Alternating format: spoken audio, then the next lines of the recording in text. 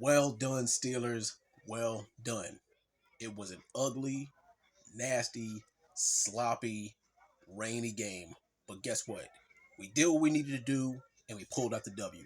Now, the star of this game was obviously the running game. Najee, you did a hell of a job, and you silenced any of y'all critics to say that you were a bust and you don't have it, or this is a lackluster year for you. You proved everybody wrong with your third 1,000-yard season. Jalen Warren, you were a dog, you were a beast, and you proved your worth on this team as well.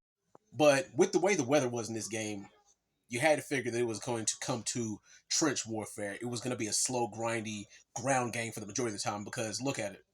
A lot of people were going to be afraid to air it out in this weather or even kick field goals or punt in this weather because of the way it is. And rightfully so. Like, you can't beat trench warfare, especially when you're talking December, January football. Now, let's talk Mason Rudolph's performance today. His performance was serviceable. He got the job done. Nothing fancy, nothing too impressive, but he did what he needed to do to get the W.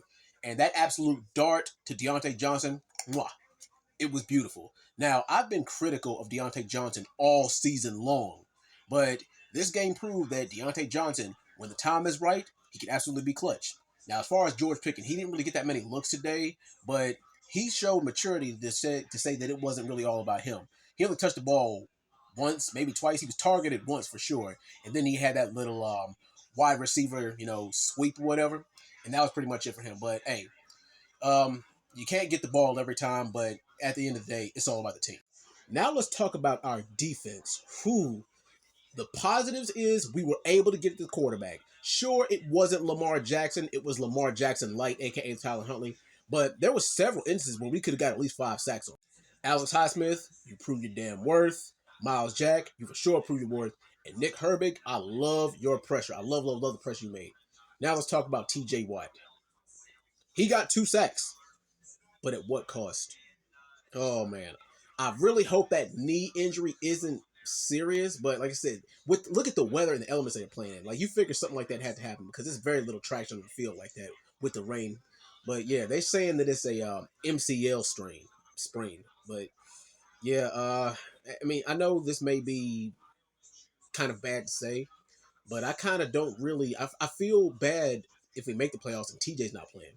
But the Ravens, despite them playing their backups, they did a very, very good job. I mean, like I said, of course, it didn't end the way they wanted to because they could have pretty much put the stamp on getting the Steelers out of the playoffs. But Tyler Huntley, I believe that if he could probably get a different look somewhere else.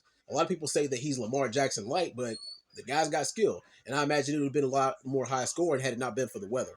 But where do we go from here? Well, this game is pretty much meaningless to the Baltimore Ravens. They already got the number 1 spot secured. But now, the Steelers have to just sit back and pray that one of those other 3 things fall into place. But anyway, what do you guys think of this game? The Steelers are in it until the end. And we always find ourselves in these positions. But had we taken care of business against the Arizona Cardinals, the Colts, and especially the Patriots, we wouldn't be in this position. We'd have at least the 5th or 6th seed locked up by now.